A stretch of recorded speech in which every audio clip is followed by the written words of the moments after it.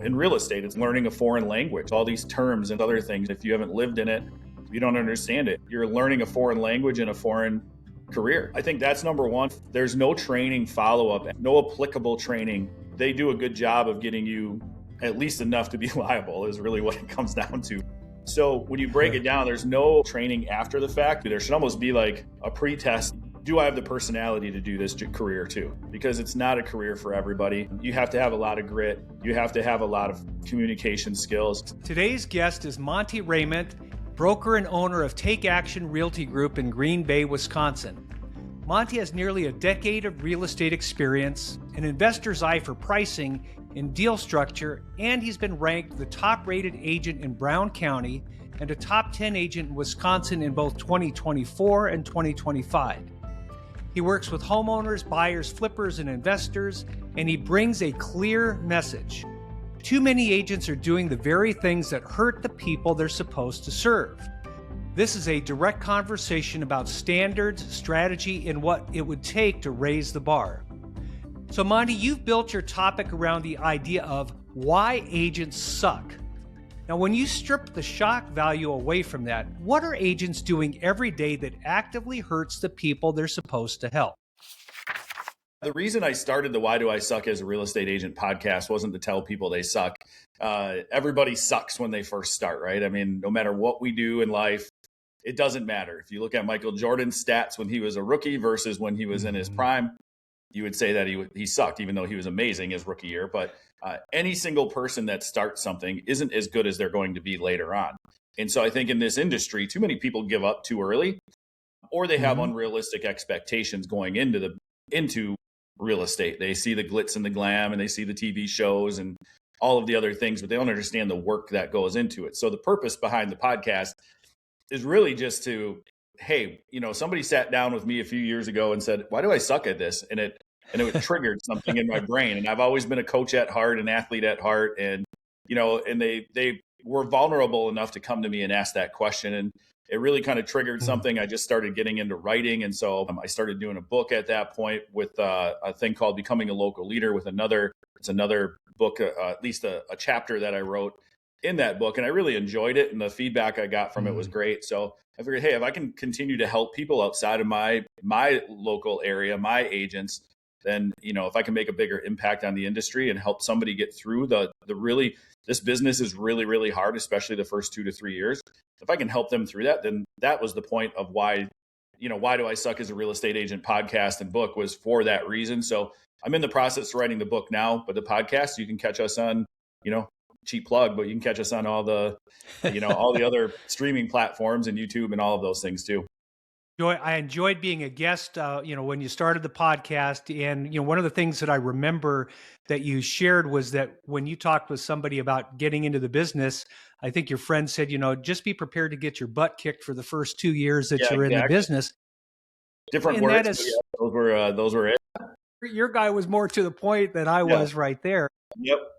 And I recently saw, there was a person that was selling advertising on social media that sort of brought up that same thing, is that when people are new getting into the business, people talk about, all of the unlimited income that's possible for them and the unlimited free time. And nobody really tells them the truth about what it's going to take to develop their career. And I think that's what your work is trying to accomplish. Yeah, 100%. That's the essence of why I started my own brokerage too. And, when you start a brokerage, it's probably a longer, which I didn't realize. I thought I would just, bounce in and do what I was already doing really well. And, you go through almost the same cycle. It's taken me a little longer. I had some things that happened early on that were unforeseen with a partnership that I had early on and basically had to restart over. So now I'm, 2.5, almost 3 years into my brokerage, but you have to be patient and consistent in this business. And that's the one theme from my podcast that I get from all of these top earners and top producers throughout the country. And the ones I think that actually make it to becoming a broker and are successful brokers are preaching this to their agents is being consistent day in, day out. This isn't just it's not a side gig. If you want to have it as a side gig, that's fine. But if you're really trying to make, a good income and change your life and change your lifestyle, that can be done in 2 to 3 years, pretty quickly, I think, in the grand scheme of things. versus, you know, versus doing it. Let's say you go to a 40-hour job. What's the average raise per year? You know, you look at it that way. You might get $1, $2 an hour raise, and you go from whatever that is, $20 to $30 an hour or whatever. That's still not a significant jump in income, but that's only one. Think about this. And it just dawned on me is if, let's say you go from 20 to 30, let's say you get a $10 an hour raise per year or per hour, right? That's an extra, what, $400 a week? Multiply that by 52. That's 2 home sales, you know, that somebody's going to get. That's the 10 raise. And I've been seeing my agents now pushing. I got a little bit of a backstory now with my agents. All my agents that have come to me have been rookies in this industry. And now they've have solid goals. They're doing things consistently. The ones who are consistent are averaging 2 home sales a month, maybe 3. And there's one girl in particular. She's just absolutely crushing it. And she had everything going against her in the beginning. And she just believed in being consistent every single day and putting the work in every single day. And she's doing so good. I'm so proud of her. But that's what this business is about: consistency, patience, and then curiosity, I think, is the other link that goes into it. And those are the 3 behaviors I preach to new agents: is ask questions on a daily basis. Like, your broker should be able to provide the information. And then also you should be, and we talked about this too, is be able to say, hey, I don't know, but I know somebody that knows that answer, and be able to reference them. Right. And those are the key behaviors that I'm trying to get across early on. Now, there's a lot more to it. It's not my book is 2 chapters or anything like that. But, you know, it's the 10 to 12 different behaviors that are going to change how you become an elite agent, I think, in this industry. Well, and, you know, so that makes me, you know, a little bit curious to, you know, ask a follow-up question there, because, and this is very important for brokers. Any new agent that comes into the business, the majority don't make it. I think it's 65, 70% plus. The majority of the people don't make it. 87% of agents don't make it 5 years. Yeah. And so you've built up a track record of agents that you've been working with that have crossed that, you know, from rookie agent to being a consistent producer. Talk about what that process looks like, getting them from where they start to when they are actively moving forward.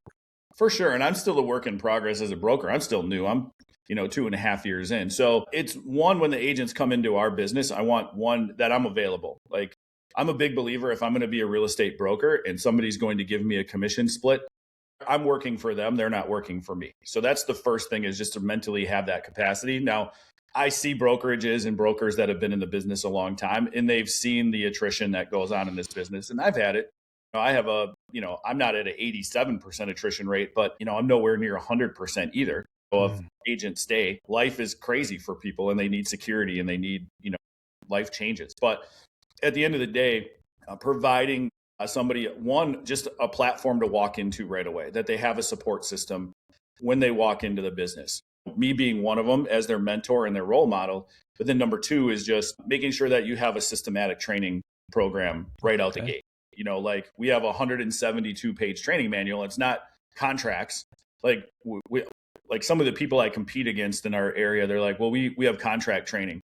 Cool. But if you can't get into somebody's house to show them a house, you're not writing a contract anyway. So we're starting with the business mentality of, marketing yourself and building relationships. And this business is really about creating friends versus clients, and the word leads is not something I use. I use opportunity to, create a friend, or, at the end of the day, we want fans. This is a Gary Vaynerchuk mentality of creating fans, not just clients.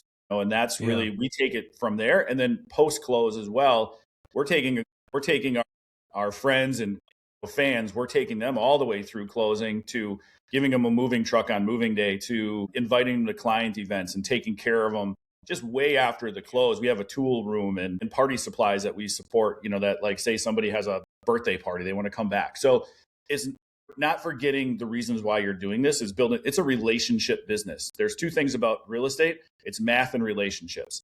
And if you can dumb it down to that, you're going to probably do okay. The nuance is all in between. Yeah, I like that. Math and relationships. Now, one of the things that is a common theme is that you say you're not a traditional agent, and that's the point. Mm-hmm. So what are the things that are traditional that you've made the decision to be non-traditional specifically? Yeah, I think, some of the things that give me the ick And this is just things that I noticed from the beginning when I started mine and how I started formulating what I want to Take Action Realty Group to be. And then now it's morphed into the why do I suck as a real estate agent, kind of movement, so to speak. But the one thing I observed is, and I talked, you get to closing, right? And you go to the title company or, the escrow company or whatever. And you've built this relationship with somebody now for a month, 2 months, sometimes 6 months, a year, 2 years. I've had a client that I showed probably 50 houses to, and they finally closed after 3 or 4 years. And if I didn't show up to closing, like, what is that telling that person? And again, this is about long-term relationships. And, and again, is there a benefit to me doing that? 100%, because one, I'm gaining a fan or a friend, but two, that referral base is much higher. We don't capture quote unquote leads, as I like to said before. It's our referral business in my company is probably 90 to 95% referral base. We'll get some from open houses and other things like that, but it's really like farming your sphere and building. Again, it's a relationship business. So if you're going into this, and again, the ick thing that came to me was when I asked the title companies, like, how many agents show up to closings? And they're like, way less than you would think. And so I started looking at the really good agents in our area and the agents who had been here a long time that are kind of phasing themselves out. And then I looked at the agents that are struggling. And a lot of it came down to the simplicity of they just weren't showing up at closing, which tells me right off the bat, they don't care. They only care about the paycheck. They don't care about the person. And so getting more, I guess the one thing that's making us different is I force all of my agents to go to closings. I make sure that, those agents or those people who are part of, our brand and our brokerage are being met, right from there. And then again, it's the after stuff. It's the checking in. It's the, we have a really cool CRM that allows us to, check in. It's not automated. It's forced, manual stuff, because as we get into AI, yes, AI is really beneficial and I love AI. I use it all the time, but that's not going to replace the human interaction and the relationship building. Absolutely. Well, and I think there's a common misperception or bad thought process that goes through a lot of people in our industry's mind, which is they think that working smarter means working just enough to get the deal. They don't go overboard. They do just enough. And so you're training your people not to do that. I love that. You also talk about what traditional agents are taught to do, that they're told they're supposed to do certain things that create problems or confusion for their clients. Can you talk a little bit more about that? Yeah, I think there's too much friction in this industry. You know what I mean? And what I mean by that is agents will sometimes get in the way of their own transactions. It happens all the time as they try to play hero, or, like something will come back on an inspection report and they'll have the conversation. And the guy used to be an electrician, and, and all of a sudden there's some double taps in the breaker, which comes up on every inspection report. And that agent thinks like, oh, I can get this done for you. And then they get in the way, and then it becomes a pissing match between, two agents and two people. And I think sometimes it's almost more important to step back and let your clients decide what's important for them versus me deciding what's important for them. Now, I will always recommend a well inspection no matter what. That's like a hard thing for me to not have them do, but I'm talking about just letting the experts do their job. Don't get in the way of the lender. Don't get in the way of the title. Don't get in the way of the other agent. If things are moving smoothly, the less you do, the faster and easier the process is. And in most cases, people are much more happy. Otherwise, if I'm getting in the way of, and I know enough, when we're going to talk about flips here in a little bit, I'm sure, but I know enough to go into a house and say, hey, this is a big deal or not a big deal. The other thing you can do to make yourself frictionless is have a huge team of contractors, electricians, plumbers, people who can do things, because some of these things are really remedied and really easily remedied. And if you go, oh my God, this is such a huge deal, when you go, hey, this isn't a big deal, I got a guy for this, and understand the pricing structure and all of those other things. But that comes back to asking questions and doing those things. So I think that's one of the huge major things that I see all the time, especially with certain brokerages, is they're getting in the way of getting to closing versus just letting it happen, and let the two parties decide, and then you step in where you need to. They're our boss. We're not their boss. Yeah. Yeah. And I see that a lot of times. I remember an agent, it was almost 40 years ago when I first started in the business 40 years ago, there was a gal that told me, she said, I never tell my clients to counter an offer when they get an offer. I never advise my clients to counter an offer. I present it to them and ask them what they would like to do. And if they say, well, we don't like that, we want to counter, then we start talking about a counter.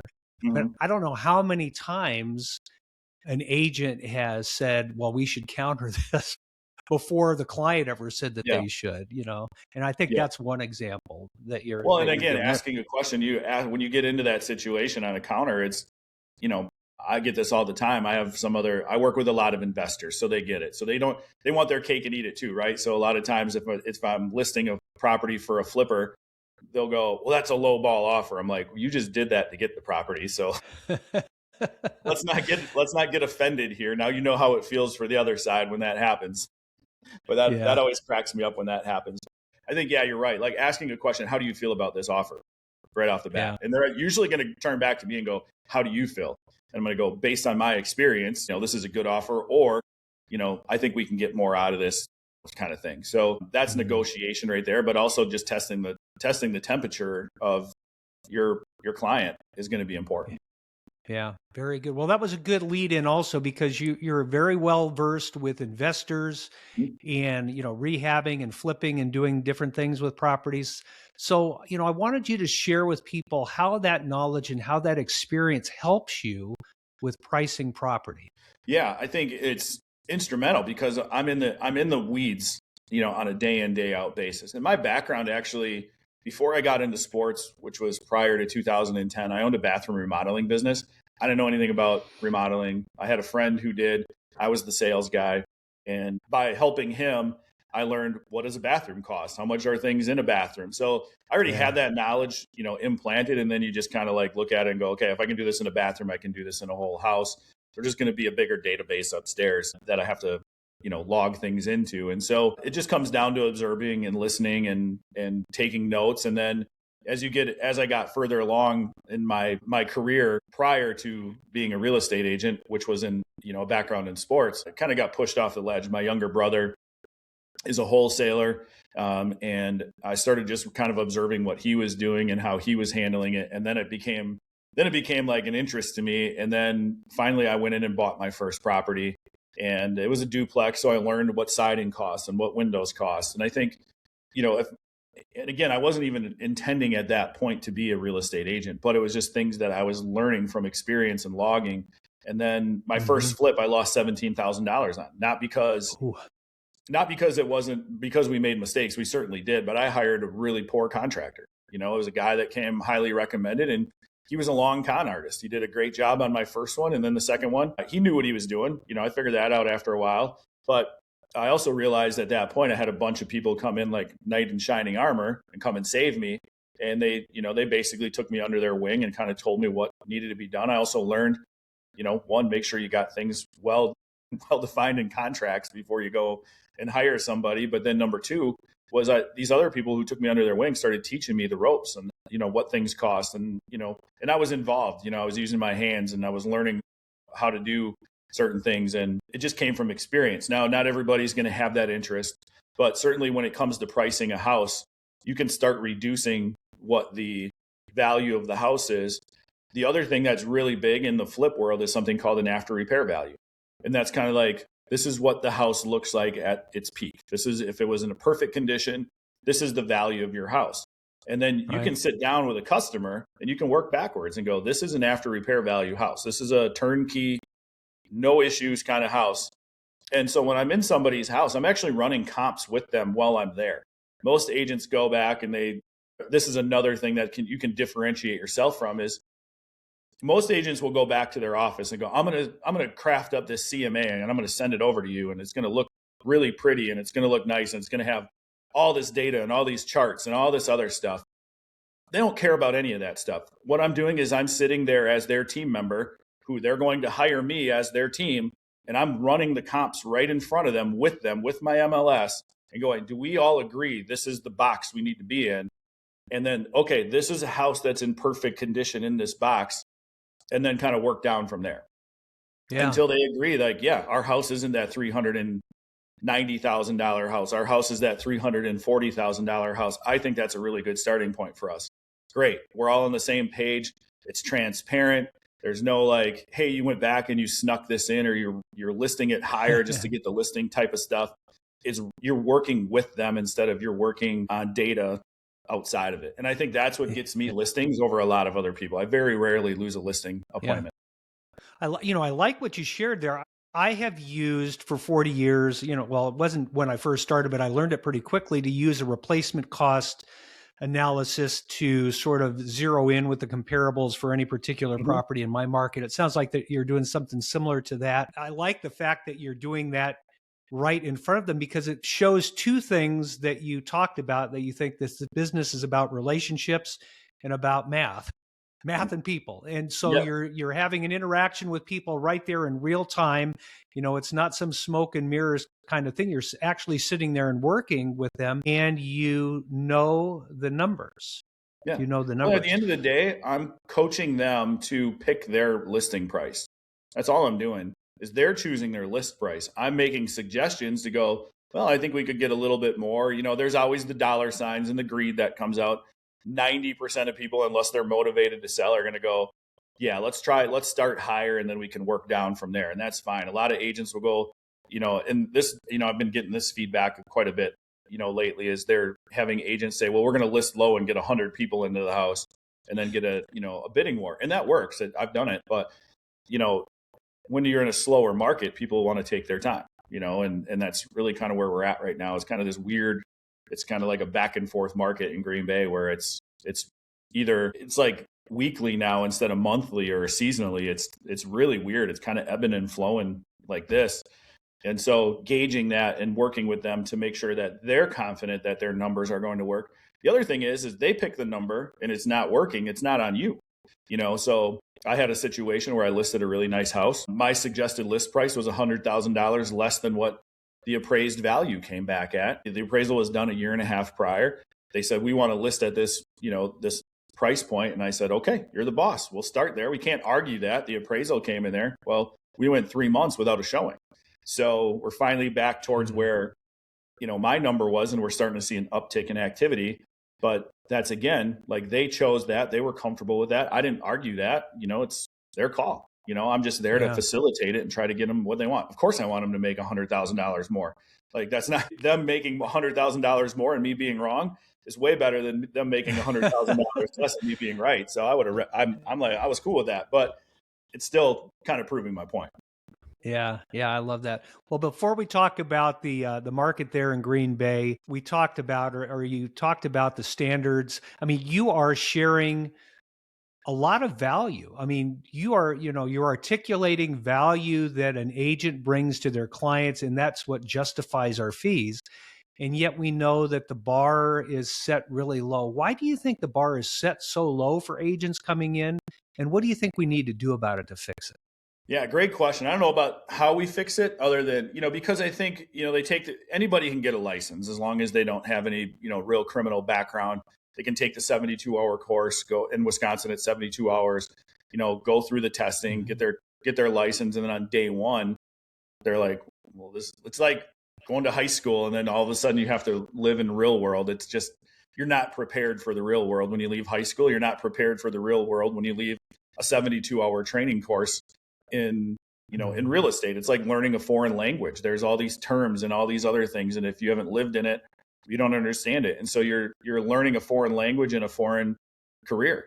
So I think that's number one, is that just there's no training follow-up after the course, no applicable training, at least in Wisconsin, from what ours is. And our Wisconsin state training program is pretty good. Like, they do a good job of getting you at least enough to be liable, is really what it comes down to. But the actual applicable, like, even, the craziest thing for me is like lock boxes. Like, they don't know how to use their lock boxes right out the gate. So I have to spend, 15 minutes every single time training somebody on how to use a simple lockbox. Even the combo ones that have the little spinnies on them, they're like, yeah, these little 2 dots over on the left and the right, those are what you have to line up. Like, sometimes it's that easy. So when you break it down, there's no applicable training after the fact. And the fact that anybody can get it does that too. There should almost be like a pre-test to real estate training as to, do I have the personality to do this career too? Because it's not a career for everybody. You have to have a lot of grit. You have to have a lot of communication skills. People don't pick up the phone. Like, that should be, there's agents out there that I'll call and I won't hear back from them for 2 or 3 days. And I'm like, how are you making any money in this industry? It makes no sense to me if you aren't picking up your phone or returning text messages. You shouldn't be in this career if that's going to be how you're going to be. Which brings, I don't know, Mark. I don't know what we do. How do we fix it? Yeah. Well, you said it. I mean, it's not a business that will work for everyone. I would have to share with you that there's another pet peeve that I've run across recently that I've just started really talking about, is that I conduct a lot of meetings and training and different things, via Zoom, remotely. It allows people to be there. And I can't tell you why, but more than 50% of the people that show up to meetings show me the black box. They don't show me their face. And to me, it is, I'm asking myself, you're in the sales business, which is about relationships, where you are reading body language and looking at facial expressions, listening to tone of voice, and interacting and communicating with someone, and you present to them a black box. I'm still struggling to try and figure out that kind of a mindset that would allow somebody to show up in a human business, but show a black box. I really think that's harming our industry, that particular behavior. Yeah, I don't disagree. I think that's a COVID thing. I worked in the corporate world where I was remote. So yeah. And I ran a team of like 15 or 16 guys, and the ones that were better at their jobs were the ones that were on camera, and the ones that weren't wasn't, because they're screwing around doing something else or walking around in their house. They're not even paying attention. Like, I would rather have them no show the meeting than just show up and black box it and don't participate. And then they get the recording afterwards. They say they're going to listen to, and they don't. Like, be present. That's, again, another rule in this business is be present. Again, everybody in this industry, the reason why you're here is to solve problems. And real estate really is that's all it is you're solving problems for real estate. That's it. That's the job. And if you can't problem solve, you shouldn't be in this business either. Okay. Well, let's talk about let's talk about the Green Bay market, where it is right now and where you see it going. Yeah. As I mentioned before, that it's weird right now. So for me to put a pulse on it, I think it's this, everything happens on the coast and then kind of comes in, right? So there's always that trickle down. We're dead center in the middle of the country, essentially. So, and we're north. So I think for us, I keep saying this, that it's going to pop. People will watch the rates probably a little bit too much. I think we're in a little bit of a gridlock here with inventory that really hasn't rebounded since August of 2022. It's just been tight.